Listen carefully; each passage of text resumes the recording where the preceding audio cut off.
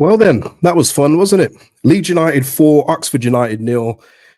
Yeah, Sean. Yeah, a blowout indeed. And I thought there could have been a couple more as well. But look, I'll take that. I'll absolutely take that. Listen, people, as you can hear, I'm not sounding the greatest, but I'm going to be here with you as we discuss this match reaction and just talk about some of the good performances today. A couple in particular just stood out for me in terms of just their attacking intent. And we're going to get into that. Listen, before we go on, like the video, subscribe to the channel. I don't know why I keep saying subscribe. I think my subscribe button's broken or something like that. I seem to be on the same number for the last 5 months. I don't know what's going on there, but drop your comments below. Thank you to Mr. P, Parrot House, and Malcolm Patrick for the super thanks on the last video. Much appreciated, guys. And yeah, big up for all that kind of support, man. It really does mean a lot. And members, look out. We're going to be doing something hopefully in the next coming weeks. So look out for that. All right. Yeah, nice standard 4-0.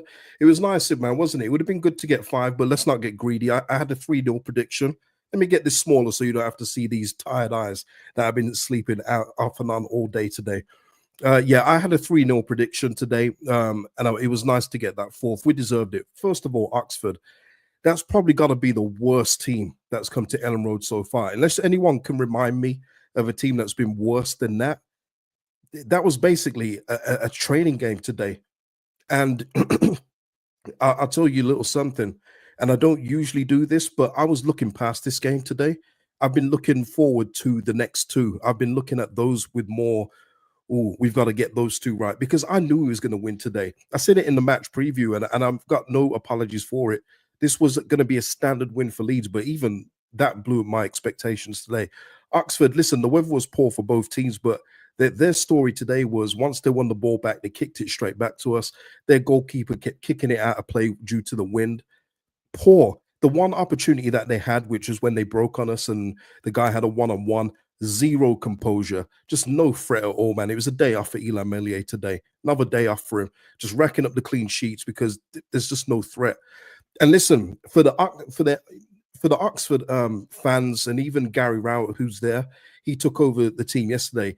He's got to be thinking probably both of these things. One, thank God we don't have to play teams like Leeds United every single week. And also, if this was their what should we call it, rehearsal to see what they're about for me, if this was their prove it for me, then I'm scared, because that was absolutely absolutely diabolical. Yeah, Mike, we're about 2 classes above this, like they were hot garbage. Yet what I kept thinking in this game was it was like a cup game. It was like we were the Premier League team and the little clubs come along, because every time they got the ball, it was zero composure. It was like they were like, oh, we're on Ellen Road. Oh, what should we do now? Just poor, man.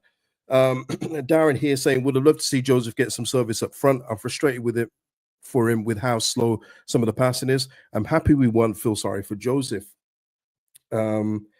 Lewis here saying, why can't we do this away is what I thought. Yeah. I hear you. Ian saying here, I wish we put them to the sword more, but a 5-star performance nonetheless. Yeah, listen, I would say up until like the 60th minute in the second half, I'll be real with you, the game was quite crap. It was, for me anyway. I'll speak for myself as I always do. You may think it was a great game overall, cool. I just thought that it was low quality, mostly due in part to Oxford approach to the game. And just our inability to finish things off. Like people have said there, we had a lot of shots on target today. We did really well in that department. We were starting to have pot shots towards the end. I think everyone was trying to get in on the act towards the end of the game, but we were shooting, pretty well today. And I just felt like some of the game just kind of passed us by. It got to like 50-something minutes. It was like, man, this game is trash. And then we just turned it on. And that's the difference that we have in this division. It's going to come from some of these players where other teams wish they had just one, and we've got a whole team of these difference makers in our team, and that's the difference between us and a team like Oxford, man. Sean here saying, honestly, can't take much from this game due to Oxford being so dreadful. I hear that, Sean. I do hear that, but what I will say in terms of that is that I feel we should be doing this to nearly every team. So this 4-0 that we've got today, which we're obviously happy about, or even Martin here is saying Martin's disappointed. I feel we could have got this many other times. And whether that be due to approach to the game, personnel selected, we just haven't done it. And I just feel that we could be winning games like this way more. Now, look, we've done our goal difference a bit of a service today, which is good.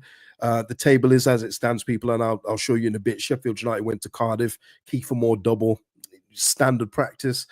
Burnley, I think, held on for a 2-1 win. But that's why it's essential that we get the points like we did today. But now it's important that we get on with these next two away games in a row, people, and get the maximum points possible. We need those. We need that, and we deserve it. We deserve it. Yeah, Darren here saying it's just what we need. Just score against these dreadful teams. However we do it. Yeah, listen. Let's talk about the goals. Dan James first off. By the way, just off the bat here, and it's not even close for me. Man of the match today was Manor. Okay, he was sensational today. And we'll speak about one of the goals that he set up one for later, but he was just everything about him was connecting today. And that's why yesterday I did have him in my starting lineup, is because he is a difference maker. And it's now he's staying fit. We are seeing the value of what we're paying for him. He is such a good player at this level. I mean, arguments he should be playing at a high level, but he's taken the chance to stay in England, come down to the Championship and do it with Leeds, and it's to our benefit right now. He was just sourcing today, absolutely sourcing. Yeah, Darren, that's it. Ball was sticking to Manor's feet. They couldn't get it off him. It was just so good to see. I love wingers like that. There is a problem in today's football. Don't make me go on a 25 years ago, football was great around, but there is a problem in football. When I'm watching matches, even in the Prem, and these wingers have got all the speed, they've got everything like that. They get to a certain point, stop, and then pass it back. I'm tired of wingers not winging anymore.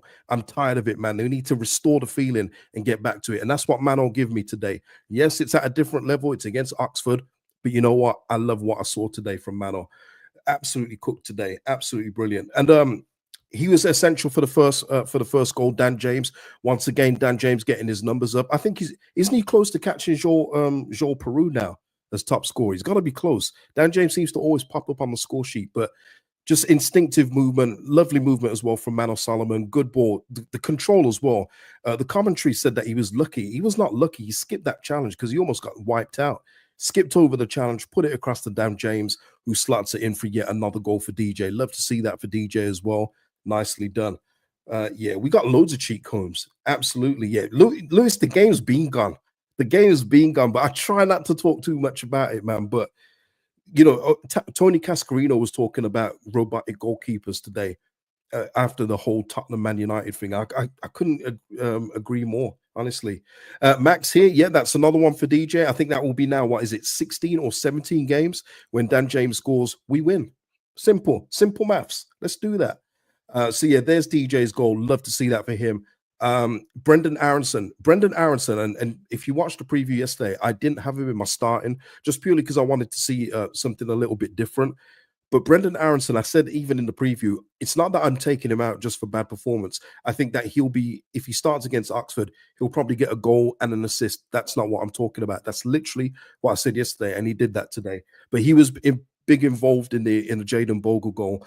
And Jayden Bogle as well, he's going on the way for me to getting those 10 goals and assists for me. I feel like he's going to get 10 goal involvements through the year, possibly even more. But I'm going to leave it at 10 for now. But, you know, his finishing sometimes, Jayden, he finishes like a winger. So that, you know, that was a real good move. Brendan finding Jayden, you know, off his run. Lovely goal, 2-0. And it was done. Game was over then. For me, anyway, I don't know about you. Even at 1-0, I did not expect Oxford United to get back in it. I know we have an absolute health-scaring goal, but I didn't expect Oxford to do anything because every time they got the ball, they looked like excited little kids. Like, oh my God, what to do now? Terrible. I need whatever Brendan eats or drinks. You know what, Lewis? This will obviously be a conversation for the January window, but we keep talking about 10s. Getting a 10. It's essential. Guys, there's been so many opportunities for, say, a Manor to take the 10. Willie Nonto to go back into the 10 now. All the wingers are back. And we're just seeing Aaronson game after game after game getting played in that spot. I don't know if 10's going to be on the agenda, people. I don't know. We'll see. Obviously, the proof will be in the pudding come January. But I don't think a 10 is going to be on the top of the list for Leeds United come January. I don't know, unless it's to help out Brendan. But when we're talking like, say, Emi Buendia, if he was to come in, Emi Buendia would be coming in to start games. He's not coming to sit on the bench. It's not happening.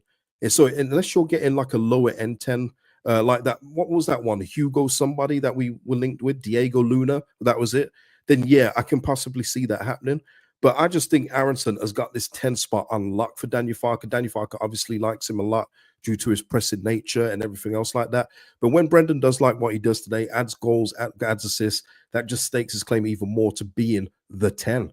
What say you? What say you? Sean saying I see a striker higher than a 10. John here saying we just need another 9. Okay. Michael saying if we get another 10, he won't do as much pressing and running as Brendan, just be a better passer. Yeah, I keep on saying as well.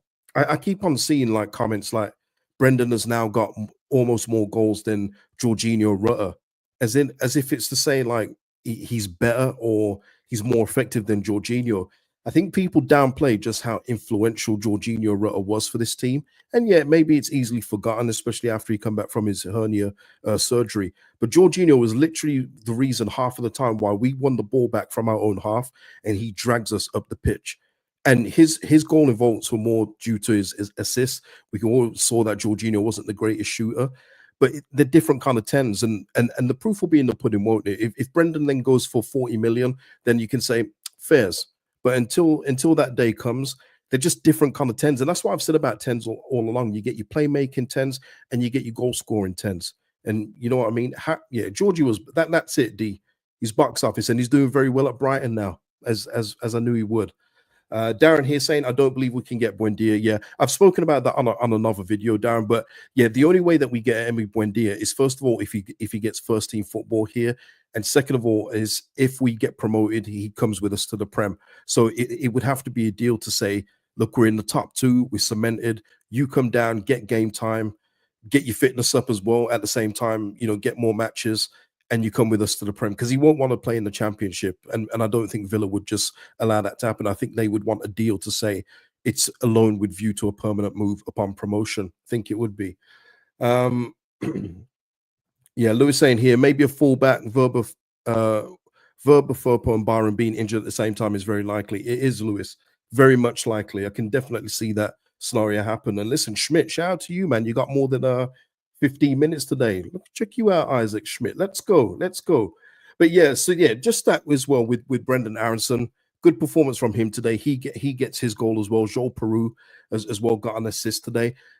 I do wish that Mateo Joseph got the start in this one. I do wish that he did get the start in this game today, just for a confidence standpoint, to get a run of games. I'm not sure what this chopping and changing of the 9 is going to do for either player. It's one of these things now where it's almost coming to that point where, okay, if I don't get a goal or assist, I'm going to be out the next game. So I've got to, you should be working hard anyway. That's not what I'm saying, but it doesn't give you much rope. And I just feel that a home game against Oxford, you want to get Mateo Joseph, running up again as a forward. This is the perfect game to do it. And yeah, listen, it is what it is. Peru did well with his assist, but there was a couple of chances that he did have where I just thought that he took too many touches. And listen, this is me. I'm a Joel Peru fan. I like him. But I just felt that maybe Joseph would have been a bit better in this kind of game. But it is what it is, man. It is what it is. Yeah, he's funny here. And then Manor Solomon. Oh, no. Brendan Aaronson's goal. Let me just tell you with Manor Solomon, if you rewatch that goal, this is the bit I was talking about. Manor Solomon drew about 3 Oxford players towards him. Just sick. They all got drew towards him and like, it's this guy again. Took 3 of them. There was like a 4th hover in the background. I won't say 4, but there was definitely 3. And it just let Brendan Aaronson free as a bird. Brendan Aaronson tucks it in for yet another goal involvement. Beautiful stuff, man. And Solomon, once again, salute, and more of it. And I just hope that you can stay fit, because I want to see Solomon run this back in the next game against Stoke. I want to see him start in the next one, but I know that he needs to be managed correctly. Otherwise, he probably will break down. But that's what you're getting from him, man. Absolutely brilliant, man. Manor Solomon, obviously there, 2 assists, gets his goal as well. Just capped off a wonderful performance for me. Just wonderful performance, absolutely brilliant. What else was good to see? Oh, by the way, people, brilliant game for Ethan Ampadu to step back in. I mean, he won't have an easier time. They usually arrange games like this for behind closed doors for players coming back from long-term injury. He just stepped in well. There was a couple of shaky passes, as we saw, a little bit of rust on there, but this was an absolutely perfect game for Ethan to step back into. And listen, Strauch was on the bench today. I don't think he was going to be used by any means. And listen, some of you actually did say James DeBio to start. He didn't make the bench today, so I don't know if he's injured or if he just didn't make the cut. But I hear what people are saying. We've got DeBio as another centre back, so why not use him? But I think if you know the manager, then you know that that was never going to be the next choice up. It was always going to be Ampadu to drop back in, or maybe even Gilavogi to drop in. It wasn't going to be DeBio to start. So don't know what's happened with DeBio. Maybe I'll look that up later. But yeah, Lewis, that's a good one, Lewis. We got Ampadu playing 90 minutes before GTA 6. Tremendous, tremendous. Best one, San Andreas, man. You know how many hours of my life I spent playing San Andreas? Incredible. Sometimes I just be driving in the car. That's it, just driving around listening to the radio. Great game, great game. Goated, absolutely goated. Yeah, Jaden Bogle, Aaronson assist. Yeah, Bogle, man. That's what he gives you, man. That's what he gives you. That's what I'm saying. It was a real good performance from pretty much everybody on the pitch today. There was nothing really out of place for me. It would be nice if we could get one of our midfielders on the score sheet. I saw again, Josh Brownhill scored for Burnley again. I'd love to see a central midfielder get a goal, but I'm not going to be too greedy. We won the game 4-0, right? Neil saying here, let's take this win into next week and stuff Stoke. Listen, I would be happy if we just win the game, Neil. There is a difference, night and day difference between our home and away games. And I would just be happy to get into Stoke and get a win with the way that we've played away from home because it's been atrocious. We're not doing the stuff that we should be doing as a team cemented in the top two away from home. It's not even looking the same as our home game. So if we can go to Stoke and even if we steal the victory, people, I don't care. Just do it because we've lost points away from home, like the ones against Sunderland where Melier just did what he did. So let's go there and just steal some. And Stoke, this isn't Stoke of like 15 years ago. They ain't got Rory Delap no more. I think we can go there and impose our quality like we've done today and do it to Stoke, but you've got to do it away from home as well. James here saying Howe and Ruffwell are shooting, just not going in. Yeah, I agree. I do agree. It's just I see if you look at other midfielders, and this is where you have to just look around the league and look around other just midfielders, they make finishing just look that little bit easier than our lot do. It's like they have to take 2-3 touches and then curl it in. And other people are just move around the pass and move and slot one in. And there's just a little bit of a difference. But hey, listen, 4-0, all different scorers. I'm happy with that, man. Michael here saying Peru starts against Stoke and we will struggle. We will see, Michael. We will see. That's why I'm saying it would have been nice to see Joseph get the start here and then get the start away from Stoke, give him consecutive games. But yeah, I don't know. We shall see when the team comes out. But I hear what you're saying away from home with Joe Peru. But it's not just him though. It's quite a few of them. It's the way we're set up, and that's due to the manager's instruction. And that's what you can't get away from. You are set up in the mirror of your manager, and that's another big talking point. Again, I don't want to talk about Mavericks and taking the game by the scruff of the neck like they used to. That doesn't happen in football anymore. It's all system. You've got to do this. Be here now. Run this way. If you're a striker, don't worry about goals. Run about a little. It's putrid football, but it's all about systems now. So it is the way that we set up and approach games away from home. And Danny Farker himself has said that we set up a bit, we start off a bit slow. Well, yeah. But anyway, what are we saying here? PB saying here, please don't sell James. Please don't return Solomon. Yeah. I'm not sure about Dan James leaving. People, I saw a little report about that, but it's nothing that I would report on here. Unless it gathers momentum with a few other outlets, then maybe we'll speak about it. But yeah, I don't see Dan James going anywhere for now. I think it's maybe because his contract is running down. It's not going to be down at the end of this season, but I think that's the reason why the chat has started to come up. Yeah, Kelvin here saying I play Joseph in the next 2. Yeah, let me just get the table up. I mean, it is as you were, people. Sheffield United top. They just keep winning, man. They're a machine, and I knew they would be. And sometimes listen to me, sometimes listen, but yeah, they just keep going. Another clean sheet for them, another win. They stay top. We remain second. Burnley stay third. And listen, you know what it is with us? We've really put our goal difference up as well. Look at that, 26 compared to Sheffield United 21. And who knows if that may come in handy. So just keep this up, Leeds. Keep it up. Kelvin saying, don't think we will. Kelvin, that's one of my pet peeves. Lose is 1-0, people. 1-0, 1-0. We don't think we will lose anyone we don't want to in January. I don't know, Kelvin. I don't know. We'll see. We'll see. In terms of key players, maybe not. But if you're talking, say, like a Verba, maybe a Bamford, Hart, people that are fringe players or players that believe they could be playing regular football at a higher league like a Verba, then you don't know, because even though we they're under contract, all that stuff, if they don't like it, put them in the reserves. Yeah, that doesn't work in 2024 going into 2025. You've got to keep the squad happy. And we kind of saw that with Charlie Creswell last year. You think you're getting a centre-back to stay, and he didn't even get used. It was a pointless thing. You should have just gone in January. But I don't think we're going to lose anyone that is essential. Now, listen, again, if we can sell Eli Melia and get in another goalkeeper, always said Jason Still is my number one choice, then please do that. But like you say, I don't know if we're going to have that. I don't know if we're going to do that. Let's have a look here. SB saying Bielsa wasted DJ at 9. Yeah, I mean he did, but why are you talking about Bielsa now? I mean, that's so gone. Look, I'm sure there's other channels that would love for you to talk about Bielsa, man, but we talk about what we can do to get back to the Prem now. I have seen people trying to rewrite history, which always happens when it comes to Dan James, saying he should never have been loaned out to Fulham. Why do people rewrite history like this? Seriously, why do people do it? It's not like we just loaned him out for Fulham for no reason. It's because he wasn't doing well. It's not just because he wasn't playing well up front. He was just not. He was wasteful in the Premier League for Leeds United. He was very wasteful. Now, I don't put that spell where he played up front under Bielsa and then under Jesse Marsh against him, because he's not a striker. Anyone could tell you that. But he went out on loan for a reason. And that reason as well, people, is because we thought, if you remember, we was going to get Cody Gakpo. Remember that one? Oh, we're taking the helicopter.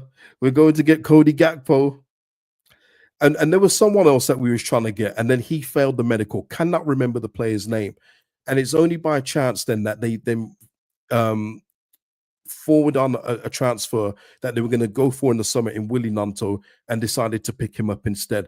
And it's only because Willie Nanto essentially balled out for us in that part of the season before he was then dropped by that Slough Garcia and then Sam Allardyce, why people forgot about Dan James at that point.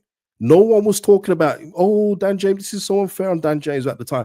I don't know why people rewrite history, man. I don't know why people do it, but it is what it is, man. Yeah, I don't get it. Listen, it's all right to say he wasn't a good Premier League player for us then, but he's doing absolutely brilliant for us in the Championship.